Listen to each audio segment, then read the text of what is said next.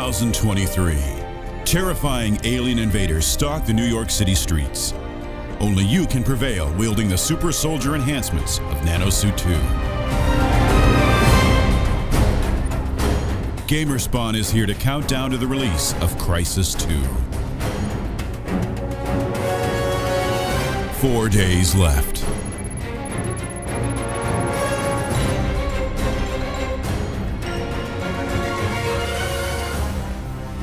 The world has been ravaged by a series of climatic disasters and society is on the verge of total breakdown. Now the aliens have returned with a full invasion force bent on nothing less than the total annihilation of mankind, starting by trying to rip the heart out of Earth's most iconic city. Crysis 2 takes place in 2023, 3 years after the original game. But what happened in the meantime?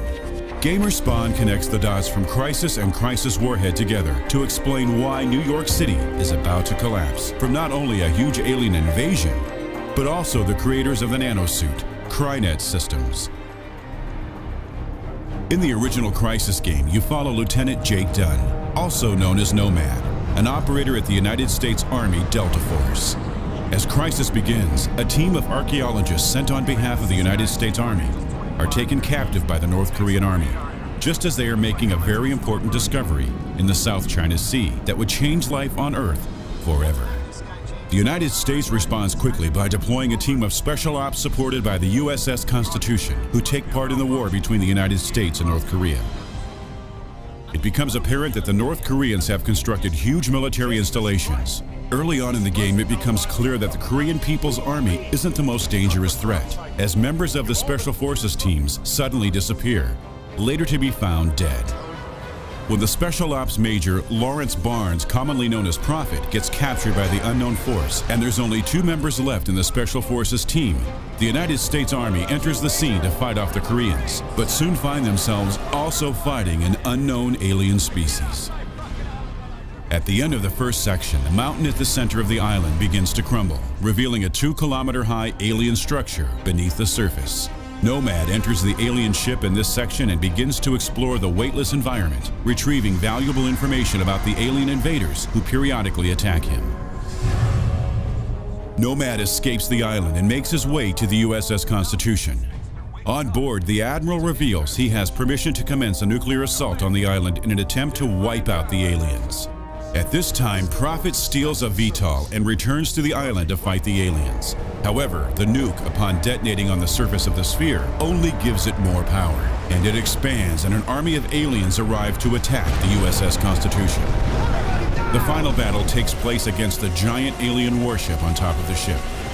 Nomad destroys the alien ship, causing it to crash onto the USS Constitution, sinking both into the sea. Nomad manages to jump ship onto the VTOL transport with Psycho and Helena Rosenthal on it. Shortly after this, a radio transmission from Prophet is received, and Nomad insists upon going back to the island to join him.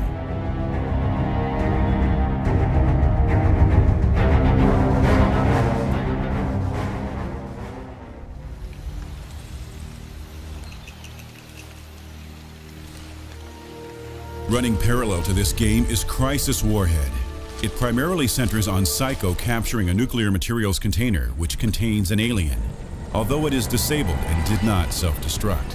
Most of the game centers on attempting to capture this crate and bring it out of the island. It changes hands many times between Psycho and Colonel Lee throughout the game until finally, at the end, Psycho and Sean O'Neill bring it off the island on a VTOL seemingly without pursuit. Psycho fights through the jungle and coastlines against the North Korean military to track down the container and stop them from taking it. After he reaches a cargo submarine, he sees what's inside.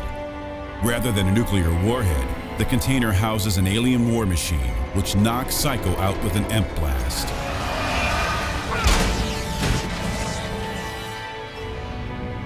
After he wakes up again, he is captured and tortured by the North Koreans. As the submarine submerges, the island is suddenly flash frozen while mechanical alien exosuits attack.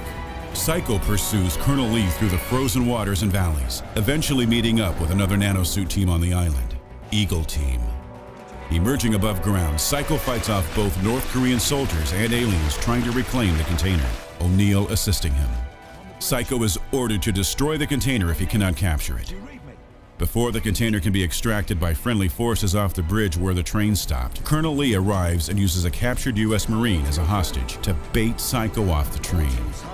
The Marine begs Psycho to drop him so Psycho can retrieve the detonator and detonate the explosives. Colonel Lee manages to escape with the container before the explosives can be detonated. Although Psycho survives the fall, the Marine, who was not wearing an armored nanosuit, is not so lucky. He takes out his rage on an injured North Korean nanosuit soldier he pulled off the bridge with him and drowns him in the river. Struck with grief for not saving the life of the Marine, Psycho has an emotional breakdown, but regains his composure in order to finish his mission. Throughout the game, audio clips from 4 years before the game takes place are heard. These clips show brief glimpses into how O'Neill failed his evaluation test. The final clip reveals a brief conversation between Psycho and Nomad at the end of Nomad's own successful evaluation. Psycho asks Nomad if he's okay, to which Nomad replies, "Did you disarm the warhead?" Psycho does not reply to the question, instead saying, "That's my Nomad, always putting the mission first." And so it ends.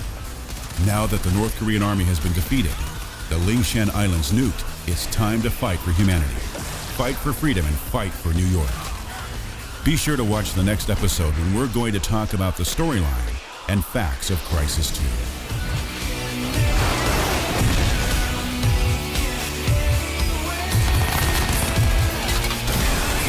The nanosuit is the future of our feeble species, and only you can finish what I started over a century ago.